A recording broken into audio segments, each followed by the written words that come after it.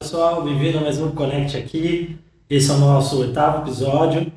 Hoje a gente vai falar de um tema bem relevante, que é a gestão de suprimentos. Para quem não conhece o Connect aqui é uma série de vídeos que ajuda os gestores que estão pensando em trocar de sistema, mas não sabem por onde começar. Então, hoje eu trouxe para falar desse tema importantíssimo, que é a gestão de materiais, medicamentos, insumos, o Ranieri, que é especialista aqui da Orlando nesse tema. Tudo bom? Olá, Rafa. Bom dia, tudo bem? Bom dia, Ranieri. Bom dia, pessoal. Tudo bem? Tranquilo. Então vamos lá, Ranieri. Primeira coisa, né? Por que fazer gestão de suprimentos é tão importante para um hospital? Rafa, vamos pensar num ponto muito relevante. Custo. Medicamento e material ele não pode ser patrimônio. Tem que ter giro. Então, a gente precisa ter um controle eficaz na parte de suprimentos. Imagina que você compra uma medicação em excesso e aquela medicação vai ficar estocada por meses. Você não utilizou. O que você vai ter que fazer? Você vai ter que emprestar para alguém, mas o dinheiro que você empregou naquela compra está te prejudicando em outros aspectos dentro do hospital. Ah, entendo. Então, na verdade, assim, fazer gestão de suprimentos não é só garantir um fluxo de compra, vamos dizer assim. Não. É você entender quais são as suas demandas e você posicionar aquele estoque de acordo com a sua demanda, né? Exatamente. Legal. Dentro de uma unidade hospitalar, a gente pode elencar aí vários setores que dependem, né, de suprimentos, né? Praticamente todos os setores ali produtivos, seja ele laboratório, um centro cirúrgico, uma ala de internação, todos eles dependem, né, de insumos, assim como todas as outras áreas, até áreas administrativas, pessoal, depende de insumos. Então, considerando, dentro desse aspecto aí hospitalar, considerando aqueles que são mais impactados, né, vamos falar aí, farmácia, almoxarifado, né? Quais são os desafios desses setores hoje em dia? Olha, o estoque descentralizado é um dos principais problemas dentro dos hospitais. Muitos pontos de estocagem sem controle.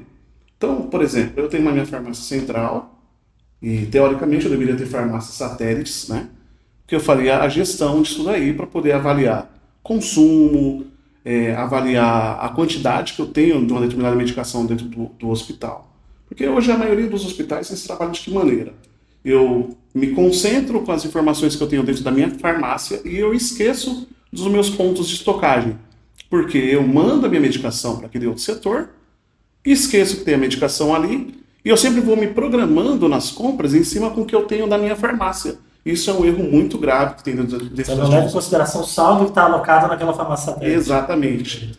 E muitos hoje ainda enfrentam problemas maiores que não possuem a farmácia satélite, possuem lá um posto de enfermagem e mantêm um estoque lá dentro do posto de enfermagem, que é um problema muito maior ainda, porque é um acesso sem controle, a farmácia acaba ficando às cegas no controle de vencimento de medicação, e daí numa possível fiscalização, né, se o farmacêutico não faz uma visita periódica naquele setor, acaba podendo até ter medicamento, insumo vencido lá. Legal. Esse daí você colocou alguns erros que são erros que devem ser mitigados ali dentro de uma organização de suprimentos hospitalar ali, farmácia, né? A gente pode destacar também controle de lote de validade, enfim, tem outros requisitos ali. Você falou da parte de fiscalização, né? Uma dor principal aí desses setores, de fato, é a questão do atendimento ali às normas regulatórias, né? Existem várias normas regulatórias, pessoal, para a área de suprimento, principalmente farmácia, né, dentro de hospitais, que é ali fiscalizado pela vigilância sanitária, né? Pode até fechar uma farmácia hospitalar, né? Exatamente. E você citou alguns erros aí, né? Mas, por exemplo, dentre esses erros mais comuns aí, né? Quais são aqueles que você acha que geram mais impacto financeiro dentro da unidade? Essa falta de controle do estoque. Vamos pensar no centro cirúrgico, por exemplo. Certo. Eu demando lá fios, né? Então a farmácia acaba ficando às cegas, os fios, e isso daí impacta financeiramente muito negativo para o hospital. Muita gente consigna com o fornecedor, mas aí não tem um sistema de apoio ali que visualize, né, em tempo real qual é a quantidade consignada, a quantidade consumida. Exato. Você fica meio às cegas, né? Você acaba Exatamente. do fornecedor. Uhum. E pensando na segurança do paciente, a gente falou do centro cirúrgico, né? Mas vamos pensar no UTI, por exemplo. A UTI eu preciso ter uma farmácia satélite por conta da demanda rápida ali. Um paciente pode possivelmente ter uma parada. Para isso eu deveria ter o carrinho de parada dentro do setor, né? Mas vamos pensar uma UTI, que eu tenho uma hemodinâmica, por exemplo, eu preciso ter uma farmácia satélite ali dentro para ter controle daquela medicação. O material que está ali disponível, né? A gente não pode pensar que é um mercadão, que está tudo a granel ali, que eu vou lá, pego a hora que eu bem entender e não sinalizar o paciente que está usando, não fazer as baixas necessárias, né? Até porque uma das responsabilidades da farmácia hospitalar é a rastreabilidade do produto. Né? Exato. E a rastreabilidade do produto ela não começa na hora que você dispensa, ela começa na hora que o produto entra na sua unidade. Ela nota fiscal do fornecedor, com bote, validade, enfim, bem pontuado isso. E o consignado hoje é um grande desafio dentro dos hospitais, que a gente sabe que existe, né? Sim. E aí eu vou puxar o gancho disso daí para uma coisa que hoje é muito relevante, né? O setor de suprimentos, ele responde por um custo considerável dentro de uma organização hospitalar. 35%. Né? 35%. Né? Tem entidades, até dependendo do perfil do hospital, que vai até além disso. Né? Eu estou colocando 35% porque a gente tem demanda de profissional. Né? Exato. Né? E tem ali dentro daquela pirâmide alguns que são uma curva um pouco mais elevada de valor ali, que são as OPMEs, né? Então, existe muito hospital conseguindo a OPME, isso é muito importante, e é um valor muito alto, né? É muito importante que esteja conciliado ali, vamos dizer, com as cirurgias, com os procedimentos que vão ser feitos, né? O que eu vejo muito, tá? Vou trazer exemplos práticos de hospitais aí. Às vezes tem uma cirurgia lá, uma aplicação de stent, aí o profissional pede, tem um stent PMG, né? Então, tipo, ele vai usar um, né? Mas ali ele quer a disposição de todos os tamanhos. Que a gente está levando em consideração, assim, as questões clínicas ali do paciente, tá, pessoal? Mas e sim os desafios de manter um estoque que seja compatível com aquele perfil, né, de produção daquele hospital. Exato. Eu já peguei situações, por exemplo, de ter uma caixa cirúrgica lá, que tem N tipos de parafuso, abre lá a caixa inteira e acaba contaminando às vezes, e isso aí perde o produto, isso daí é custo para o hospital depois, né? Com certeza. Então, assim, a gente falou de alguns problemas aqui, eu queria começar a falar um pouquinho das soluções, né? Pensando em tecnologia, que é o que a gente respira todo dia aqui, que tecnologias a gente poderia aplicar para resolver alguns desses problemas? Assim, aquelas soluções mais rápidas, né, menos custosas, aquelas soluções que podem evoluir um pouco mais, né? Então, vou dar um exemplo. Tem hospitais investindo em dispensários eletrônicos, já tem hospitais que ainda estão naquele desafio de fazer uma rastreabilidade com código, uma CME, por exemplo, para controlar material esterilizado. Então, assim, quais são os desafios hoje, pensando em tecnologia, né, que os hospitais podem usar como solução? Vamos começar com o mais básico, né? A parte do rastreio da medicação é fundamental. Então, eu preciso começar a fazer um controle de lote e validade. Para isso, existem as medicações hoje que tem QR Code, né? Então a instituição precisaria fazer um investimento na parte do leitor 2D, né? Que faz a leitura de QR Code. Porém, nem toda medicação tem QR Code, né? Então acaba tendo que ter um insumo, né? Tem uma impressora para poder fazer a impressão daquela etiqueta, para poder fazer o rastreio da medicação. Esse é o primeiro ponto. Pensei na parte de etiquetagem da medicação, eu vou começar a rastrear ela com as minhas baixas. No momento que eu dispenso a medicação, eu já tenho que fazer a leitura do código de barras, isso em sistema, né, informatizado, para indicar em que paciente que eu estou usando aquela medicação. Esse é o primeiro ponto para a gente poder começar a rastrear e mitigar problemas com segurança do paciente. Perfeito. E com o controle de vencimento das medicações. Você está falando ali numa gestão de checagem beira-leito, uma coisa mais próxima do paciente, correto? Também, mas eu estou pensando que o médico prescreveu lá, fez uma prescrição de 24 horas, a minha farmácia tem que separar. Ela vai fazer a separação, preparação da bolsa, seja por período, ou seja, das 24 horas, mas ela tem que fazer a baixa da medicação imediata, não é para depois. Porque eu posso ter dentro do meu BIM N lotes. O ideal é que tenha um único lote de medicação dentro do BIM, mas isso não acontece no dia a dia das farmácias. Até porque, Rafa, quando eu faço a compra de uma medicação, o que acontece? Aquele fornecedor, quando está me mandando, ele manda o lote que tem lá. Né? Então pode ser que o lote que eu estou dentro da farmácia já em operação é um lote que está vencendo depois do que aquele lote que eu recebi. Então isso é um desafio também para o farmacêutico, porque eles acabam não fazendo o FIFO, né, das medicações, eles acabam não tendo uma armazenagem adequada para isso, entendeu? Legal. Isso é muito comum, né, inclusive, né? Isso é muito comum. Você citou dos QR Codes, né? Pessoal, tem alguns medicamentos que já vem identificado a unidade mínima ali do produto com o QR Code, mas não são todos ainda que estão com esse modelo, né? Quando existe esse modelo, não tem aquele trabalho que você falou de etiquetar e tudo mais, que gera um trabalho manual ali, né? E hoje existem equipamentos até que estão linkados com o nosso sistema ali, né? No caso, né? Que são as unitarizadoras, né? São tecnologias novas que estão vindo aí para ganhar celeridade e escala dentro da gestão da farmácia, né? E uma que eu queria falar, até você já teve casos práticos aí de implementação, é a questão dos painéis, né? De separação, que a gente coloca em unidades de farmácia, onde você tem separação de itens.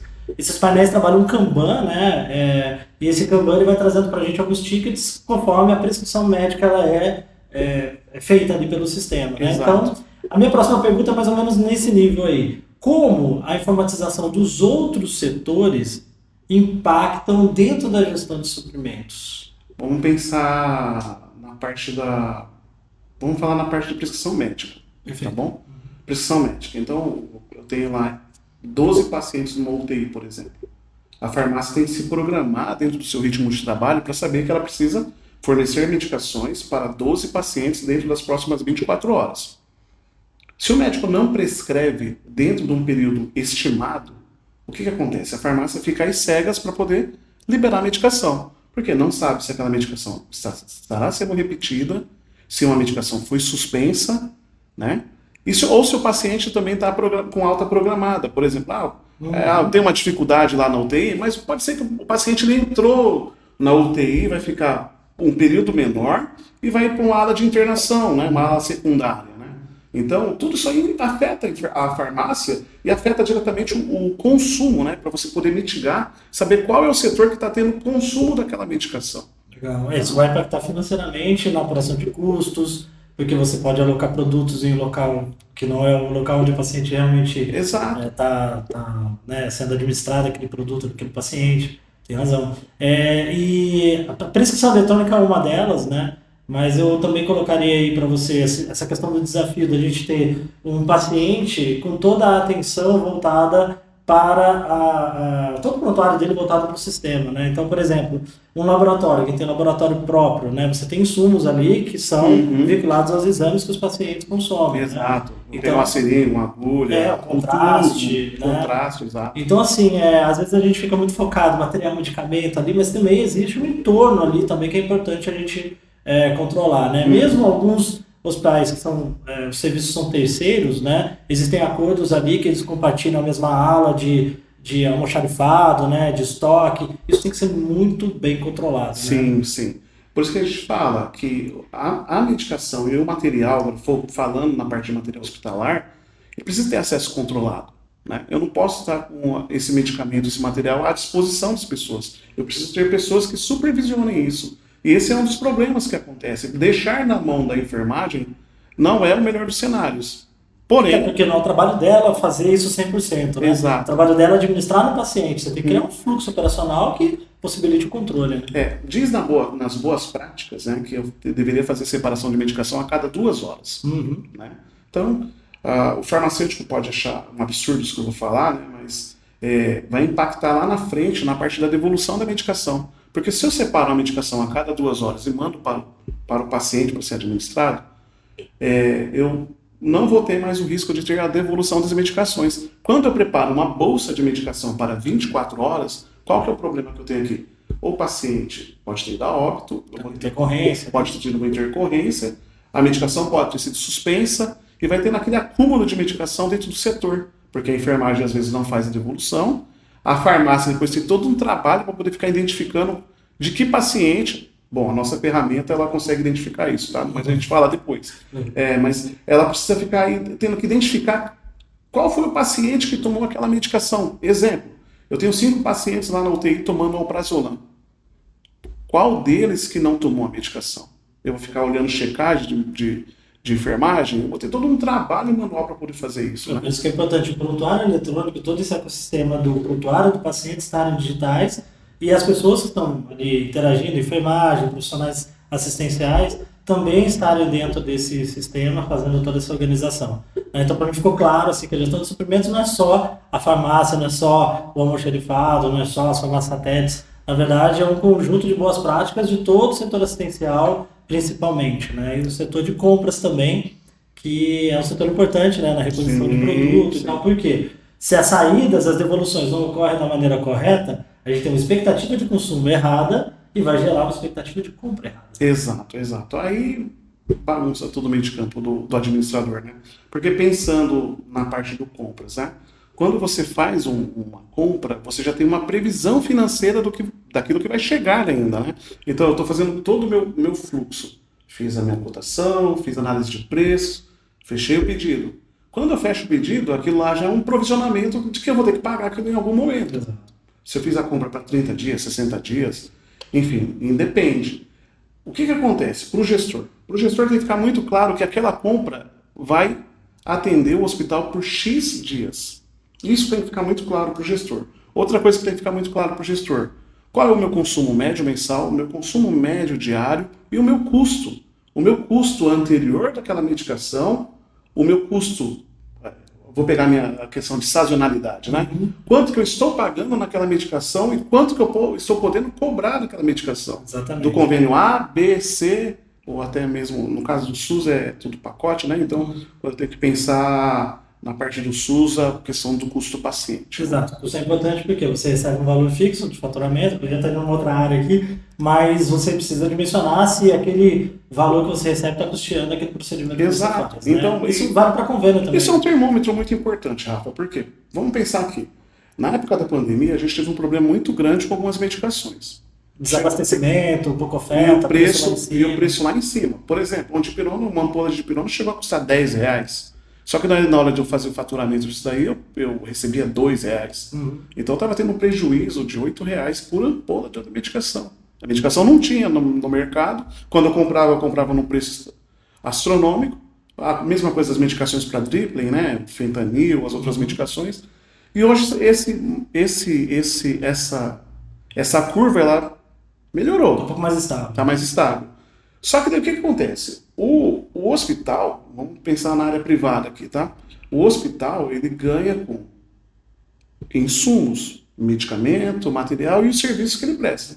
Se você não tem um controle adequado, não tem uma análise de preço adequado dessas medicações, eu acabo tendo problema na hora de fazer cobrança. Eu acabo tendo problema na hora de, vamos pensar aqui, pagamento de funcionário, né? Fluxo de caixa. O seu fluxo de caixa fica totalmente... Eu não tenho recurso para custear toda aquela demanda. Exato. E na verdade, muitas vezes, a gente está super estocando, né? Exato. Então, um exemplo que eu sempre dou aí aos clientes, né? A gente está numa época agora de muita seca, né? Então, algumas regiões vivendo esse período, inclusive aqui onde estamos, né? E o pronto-socorro tem uma demanda maior ali por inalação, enfim. E usa-se muito o Berotec, né? Que é um medicamento muito utilizado para isso. Talvez nos períodos de chuva, né? Ou nos períodos que antecedem, que posteriores a esse período de seca, essa curva vai cair, né? E a gente vê que anualmente isso ocorre, né? Só que se eu trabalho com uma reposição por consumo médio, que para mim é um erro, né? Você vai acabar se auto-estocando ali, se super-estocando, perdão, em períodos de baixo consumo. Exato. Né? Por isso que você tem que fazer a análise de período. Por exemplo, nesse mesmo período, no ano passado, no ano retrasado, por exemplo, como que era a minha curva de consumo?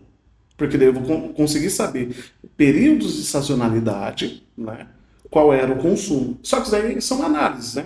Então, o comprador ele acaba fazendo o quê? Ele vai avaliar sempre os últimos 3 meses de consumo de uma determinada medicação e pronto, e vai lá 3, 6 meses. Mas se eu quiser me aprofundar de uma forma mais analítica, eu começo a fazer referente a N meses. Eu pego a 12 meses, daí eu vou falar, o consumo de 12 meses atrás dessa medicação qual que era? Eu sei que está dentro do período de sazonalidade. Então eu consigo ter uma visão mais crítica em relação a isso que você está monitorando o teu consumo. Né? Exato. Legal.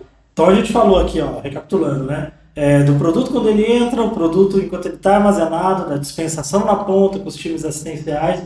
Falamos do comprador, né? E agora a gente precisa falar quais são os benefícios, né, de você trabalhar esse fluxo informatizado, todos esses pontos que eu citei aqui, de uma maneira sistêmica. Bom, a gente sabe que o hospital ele é um organismo, né, onde todos precisam falar a mesma língua. Então, quando você vai falar na área de suprimentos, todo mundo tem que saber se tem aquela medicação, se não tem. O gestor precisa saber como que está a tua saúde dentro da instituição, né? para saber se não está armazenando muita medicação, se está comprando em excesso. E o sistema informatizado ele vai te dar um olhar crítico em relação a isso, através de relatórios, através de dados estatísticos, através de indicadores, né? Nós temos indicadores também, que dá para você poder trabalhar, saber, por exemplo, fazer uma avaliação de ruptura de estoque, né? Se aquilo que eu tenho para X dias, se vai quebrar na metade do período lá e vai faltar aquela medicação, né? Então, o sistema precisa ser inteligente o suficiente para poder te dar uma segurança e um conforto para estratificar dados. Legal, e te ajudar no dia a dia. Né? Sim. Exato. Bom, foi falando, muito legal. Falando assim enquanto gestão, tá, Rafa? Não, claro. Eu queria até, pegando isso mesmo, falando sobre gestão, que mensagem você deixa aqui para o gestor hospitalar que quer começar a fazer uma administração diferente ali dos setores de suprimentos do hospital dele? Eu gostaria de abrir um parênteses, então, antes de responder isso, Rafa. Claro. O anseio de toda instituição é ter uma acreditação. Uhum. Né? Quando você pensa em acreditação, você já tem que começar com suprimentos. Você tem que pensar na busca ativa de antimicrobiano, na tua baixa de medicação, organizar todos esses parâmetros que são fundamentais para uma acreditação. Pensar na parte da documentação. Porque hoje o que acontece? Todo mundo anseia por isso, mas não faz por onde buscar. Né? Então a nossa ferramenta ela te dá todo o apoio necessário para isso. Né? E quanto gestor, né, você tendo uma cadeia de suprimentos bem definida, você pode brigar depois com os teus convênios para poder melhorar em preços. Né? O teu faturista ele vai ter mais tempo para negociar contratos. O teu faturista vai ter mais segurança na baixa que foi feita pelo farmacêutico. Não está gastando tempo digitando, né? Não, exatamente. Análise e auditoria de contas. Né? Então, o sistema, na cadeia de suprimentos, como ele envolve todos os restos dos setores, ele vai impactar positivamente ou negativamente, se for bem ajustado, né? Na parte de faturamento, na parte clínica e na parte de gestão. Perfeito. Inclusive, a acreditação hospitalar foi um dos temas aqui dos episódios anteriores do Connect Aqui. Quem quiser, busca aí. Tem um vídeo bem bacana explicando no detalhe isso aí. Queria te agradecer demais aí os insights que você deu. Acho que foi muito enriquecedor. Acho que todo mundo aqui pôde entender um pouquinho mais das melhores práticas aí em suprimentos. Tem muito mais coisa para falar, o tema é muito vasto, né? Mas eu acho que foi muito importante os pontos que você citou aqui, Ranieri. Muito obrigado pela sua presença. Bom dia, viu? Eu que agradeço. Pessoal, vou deixar aqui o e-mail nosso. Se vocês tiverem dúvidas, sugestões, elogios, críticas, podem escrever para a gente, tá? Então, eu aguardo vocês até o próximo episódio do Connect Aqui. Grande abraço.